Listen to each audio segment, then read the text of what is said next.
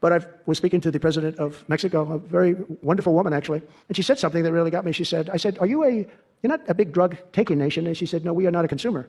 And I said, a consumer, what an interesting word. We're not a consumer nation. We're not a consumer of drugs. I said, what an interesting, and why is that? She said, well, we have very strong family values. I said, but we do too. We do too. We have very strong, our families are devastated by what's happening with fentanyl. But in speaking with her, she said about family values, I said, well, you're not really saying anything there because we have great families too. We have great family values. She said, plus we advertise a lot. I said, ooh, you mean you advertise about how bad drugs are? Yes, we do. We spend a lot of money on advertising. And I said, unbelievable. That was such a great conversation because we're going to spend hundreds of millions of dollars advertising how bad drugs are so that kids don't use them, that they chew up your brain, they destroy your teeth, your skin, your everything.